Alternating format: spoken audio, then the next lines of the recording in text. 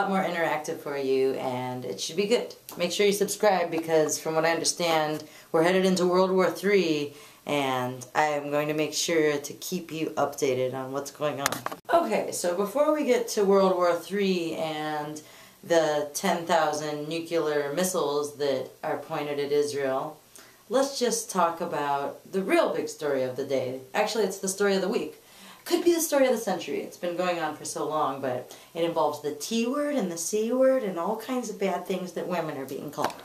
The C word. Uh-oh. Okay, so apparently Bill Maher gave this $1 million contribution to Obama, which if you think about it and you weigh the 800 million that I heard that I guess we're going to have to somehow come up with this difference on the health insurance, so it's like 800 million and then Bill Maher gives 1 million, or just say we're in 16 trillion of debt, so trillion and 1 million, it's kind of like a piss in the ocean. It's actually not even that good of a contribution. I think it's like the bare bone minimum you have to do to, you know, get invited to the parties at the White House, like with Jay-Z and Beyonce and all that. If you like it, then you should have put a ring on it, oh, oh, oh. Okay, so the big controversy is this tit for tat, because everyone's snatch has been out of torque. I guess I could say snatch, right?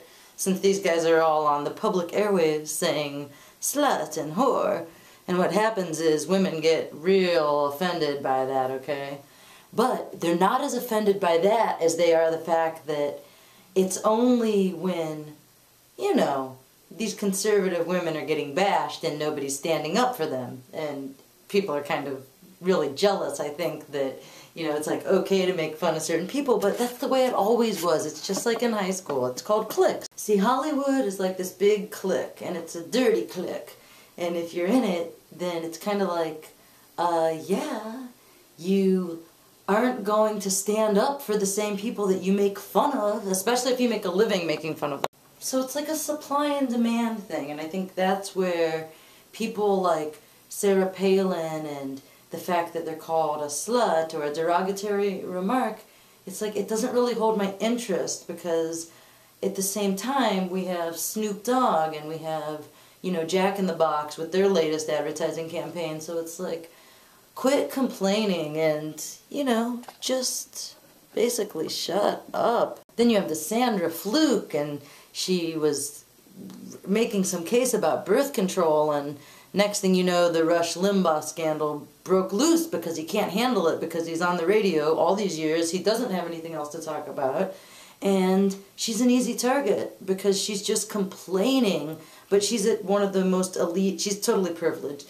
So I had a really good idea for this whole birth control debacle. Actually, I've had this concept outlined for a really long time. It's called Spade and Neuter your Hicks. If we spade and neuter the Hicks, then we won't have these litters of children being born, and we won't have to deal with the deadbeat dads, and we won't have to deal with the abortions, because we'll just spade and neuter these people. See?